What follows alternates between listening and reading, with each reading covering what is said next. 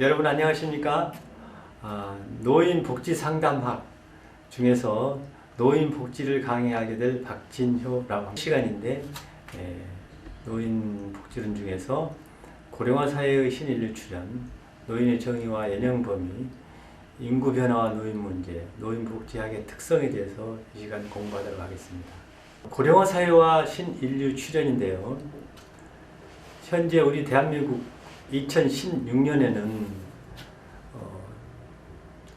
노인 인구 600만 명, 또 노인의 평균 수명 또 80세, 또 자살률 세계 제1위, 이런 사회적인 이슈가 비등한 그런 상황이라고 볼 수 있습니다.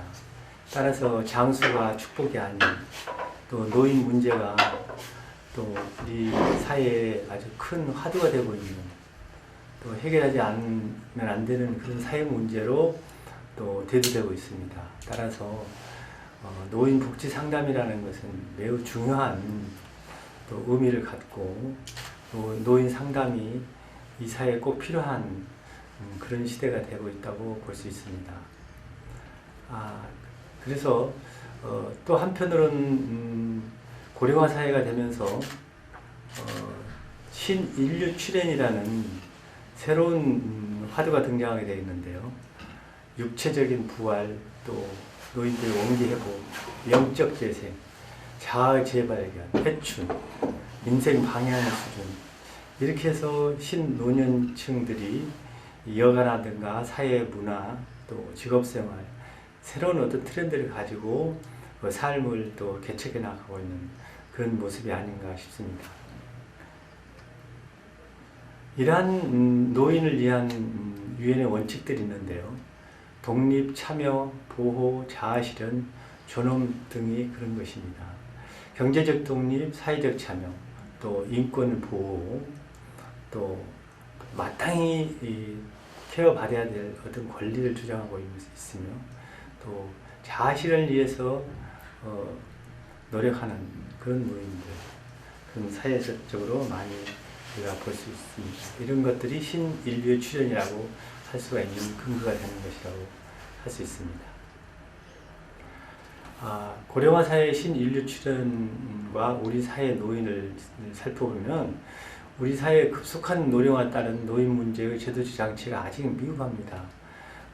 국민연금 시대가 도래됐고 장기요양보험 제도가 시행돼서 다소나마 노인에 대한 어떤 인식이 변화되고, 노인에 대한 어떤 삶에 대해서 도움이 되고 있기는 합니다. 하지만 아직도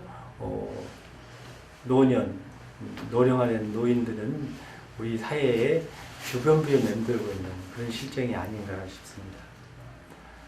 그래서 노년기를 바라보는 어떤 고정관념, 또 긍정적 노인상, 이런 것들이 굉장히 필요한 그런 사회가 된 것이야말로 우리 고령화 사회의 신인류 출현을 기대하고 있는 그런 상황과 맞물리게 된 것이죠. 노인들은 지식과 경험이 풍부하며 또 지혜라는 보물을 지니고 제3의 또 인생 단계를 새롭게 살아가는 여유를 가질 수 있는 연령층인데도 불구하고, 이런 것들이 어려움을 겪는다면 또 새로운 어떤 문화적인, 또 정책적인, 제도적인, 사회적인 그런 노력이 필요하다고 할 수가 있는 것이죠. 그렇다면 이런 노인에 대한 어떤 정의, 이런 것을 살펴보면 노인은 시대와 사회에 따라서 여러 가지 용어로 표현되기도 합니다. 영어권에서는 늙은 사람, old person, older 이렇게 얘기하고, 또 나이 든 사람, 또 연장자, 또 선배 시민, 시니어, 또 황금 연령층 등 여러 가지로 얘기할 수 있습니다. 여기서 황금 연령층이라는 것은 우리나라의 경우 노인이 되면 삶의 질이 급격히 떨어지는데, 또 이 선진 복지국가에서 보면 은퇴한 이후에 행복이 시작된다라는 그런 의미에서 황금 연령층이라고도 얘기할 수 있는 것입니다. 우리나라에서는 노인에 대한 여러 가지 얘기들이 많이 있는데요. 주로 이제 나이 드신 분, 연세가 많으신 분, 어르신 등등으로 얘기하고 있는 것이 노인이라고 할 수가 있겠습니다. 노인에 대한 일반적 정의, 노인에 대한 개념에 대한 얘기인데요. 생리적, 또는 생물학적인 면에서 보면은 생리적, 생물학적으로 퇴화기 있는 사람이다. 이렇게 볼 수 있고요. 또 심리적인 면에서 보면은 정신기능과 성격이 노인 특유의 어떤 그 보수적이라거나 또 온건합니다거나 또 의존적이라거나 또 사고가 경직적인 성향으로 또 비춰지고 있는 것도 사실이라고 할 수가 있겠습니다. 또 노인에 대해서 사회적인 면을 얘기하자면 지위와 역할이 상실된 사람이다 라고 얘기를 많이 하고 있는데, 이런 관점들은 사회적으로 사회 문제적인 관점에서 살펴보는 그런 내용이겠죠. 노인에 대한 개념에 대해서 국제노인학회에서는 이렇게 얘기하고 있습니다. 환경의 변화에 적절히 적응할 수 있는 조직 기능이 감퇴되고 있는 사람이다. 또 생체의 자체 통합 능력이 감퇴되고 있는 사람이다. 또 기관, 조직, 기능이 쇠퇴 현상이 일어나는 시기에 있는 사람이다. 또 생체 적응 능력이 점차 결손되고 핸디캡이 있는 사람이다. 또 조직의 예비 능력이 감퇴해서 환경 변화에 적응이 잘 되지 않는 사람이다 라고 하는 그런 개념 정리를 하고 있습니다. 이런 개념이라는 것은 사실은 우리가 보편적이면서 또 우리가 인식하고 있는 인식체계에 대한 것이기 때문에 다분히 이 견해를 말하는 것이지 꼭 노인의 개념이라고 해서 그 노인은 이렇다, 이래야 된다라는 것은 아니라는 건 아시겠죠? 또 다른 노인 개념으로서 불인과 발인의 정의가 있는데요. 노인이라는 것은 생리적, 생물학적 면에서 살펴볼 때 퇴화기에 있고, 역시 또 생체 자체의 통합 능력이 감퇴된다. 또 인체 기관 조직 기능이 쇠퇴된다. 또 생체 적응 능력이 점차 쇠퇴된다. 또 결손되어 있다. 또 조직의 예비 능력이 감퇴해서 적응이 잘 되지 않는 사람이다 라는 또 다른 정의가 있습니다. 노인에 대한 인위적 정의를 살펴보면 달력상의 연령에 의한 노인, 그러니까 역연령에 의한 노인, 또 신체적인, 또 기능적인 그런 연령에 의한 노인, 또 사회적 노인, 노인이 스스로 자각했을 때 내가 노인이라고 하는 그런 노인의 정의, 이런 등등의 정의가 있다고 볼 수 있겠습니다.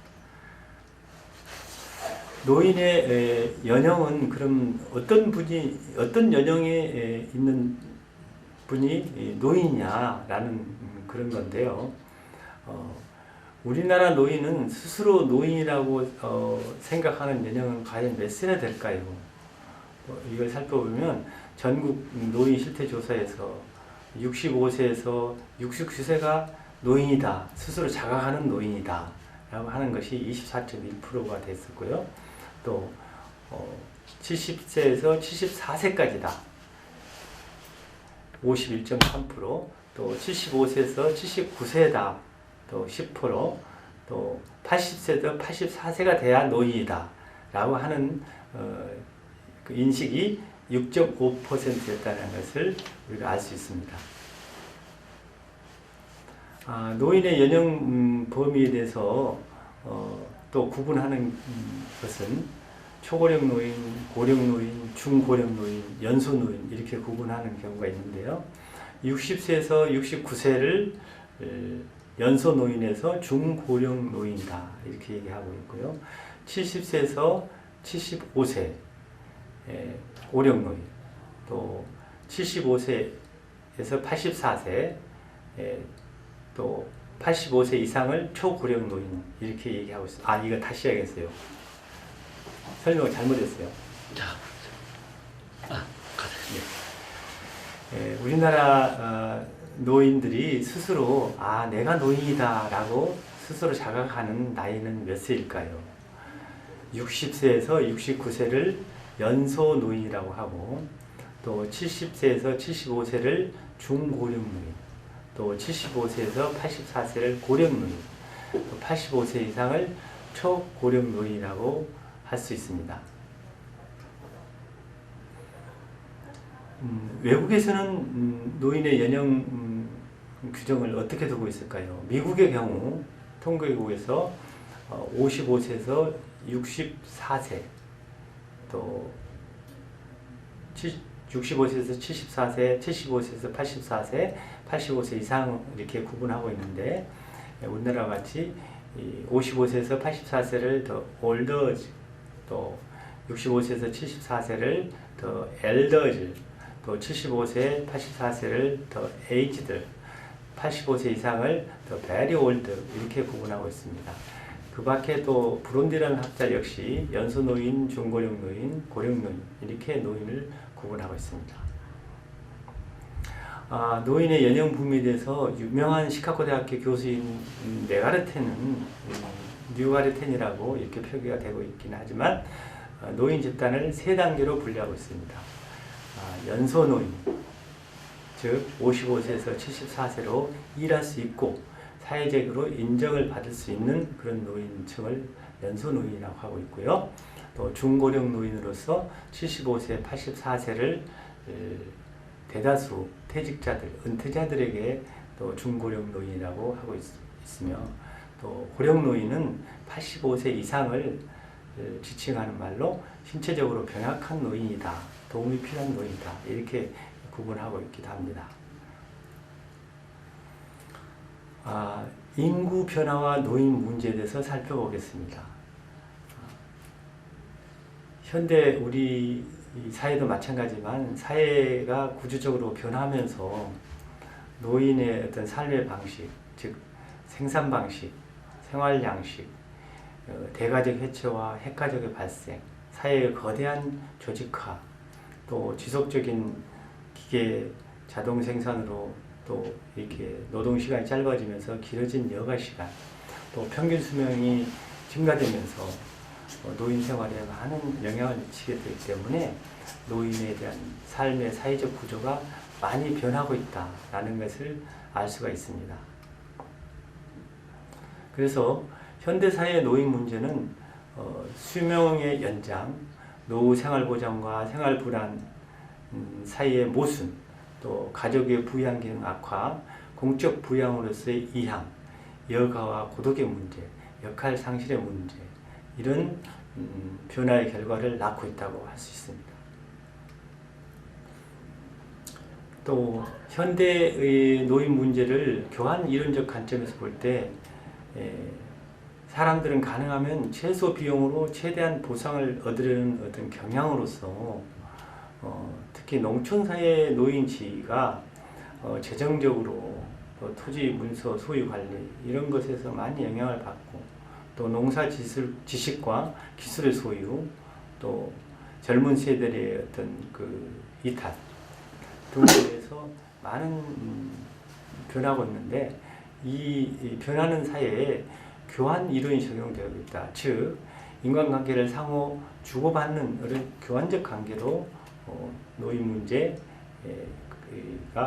변하고 있다. 또 이런 관점에서 노인 문제 해결 방법이 있다라는 그런 얘기를 하고 있습니다.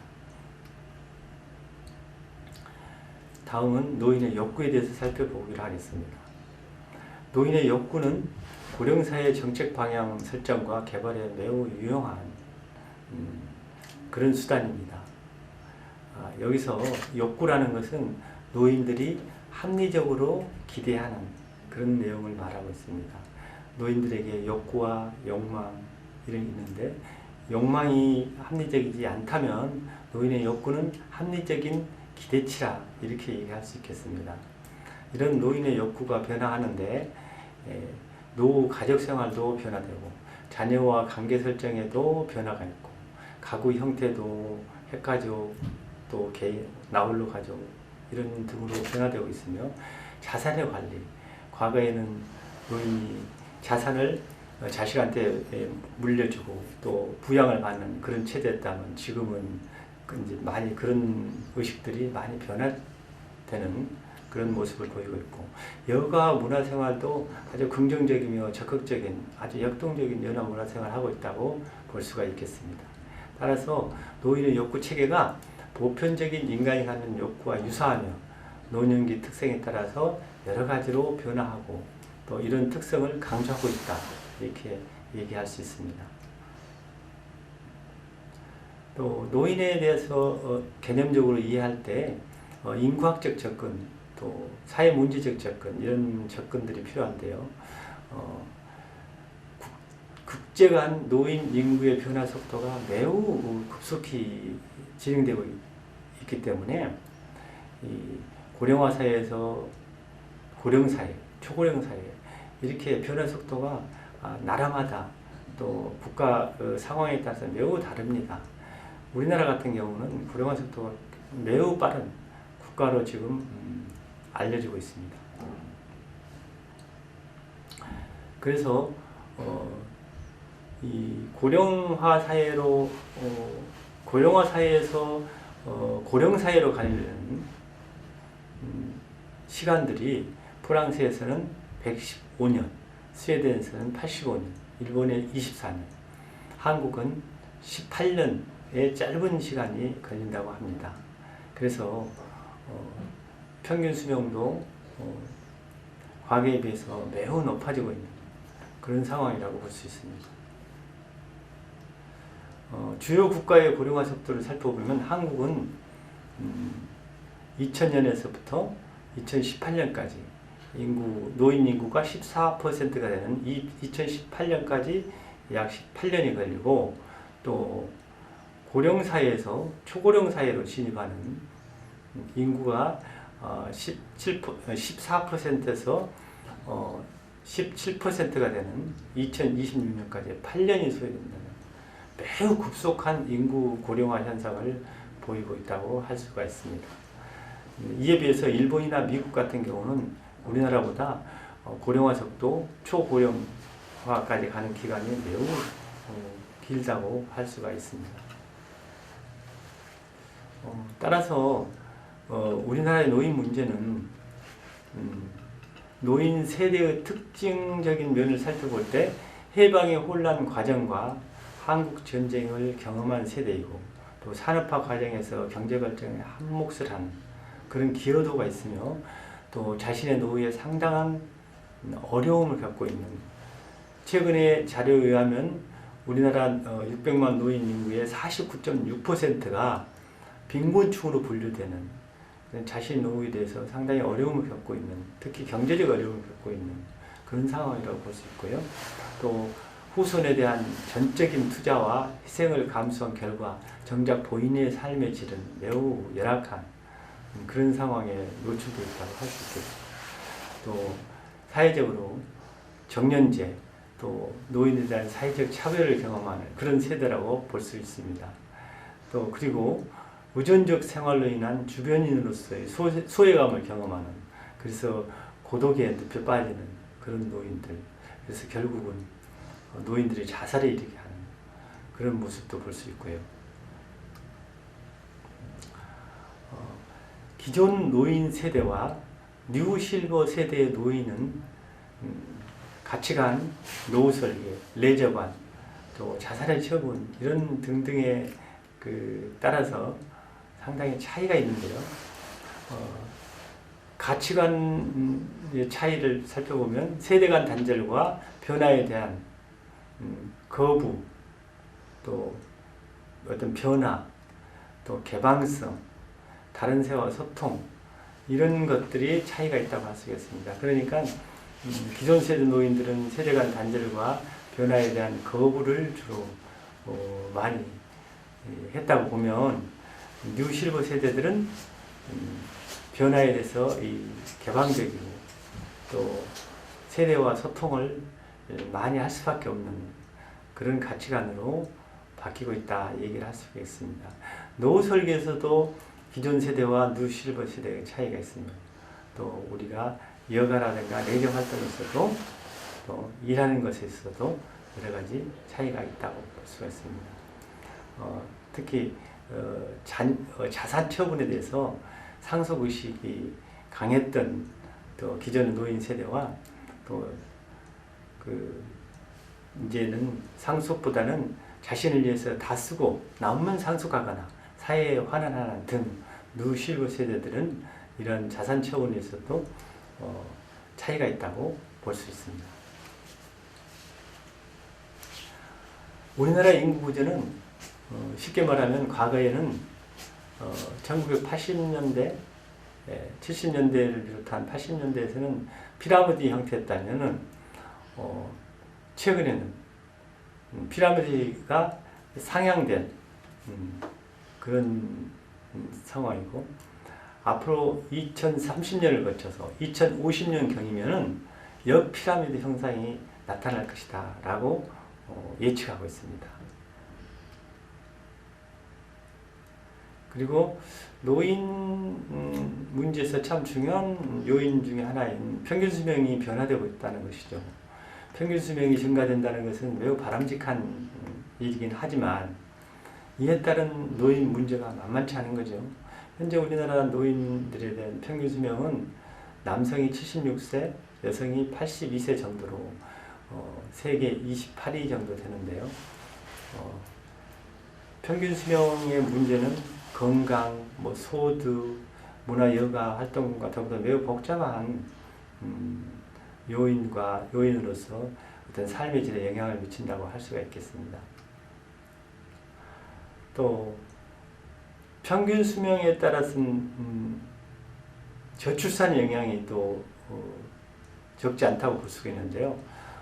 저출산과 또 사망률이 감소되면서 평균 수명이 연장되면서 또 이런 사회적 문제를 야기할 수 있다고 볼 수 있겠습니다.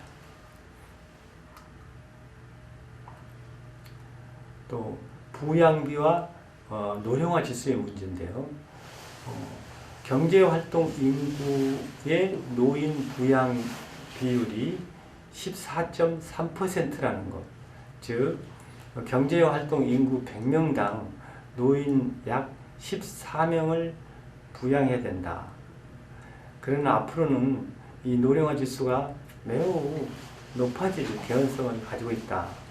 그래서 2020년까지는 OECD 국가들 중에 우리나라의 경제활동 인구가 매우 빠르게 증가할 것이다 라고 예측하고 있습니다.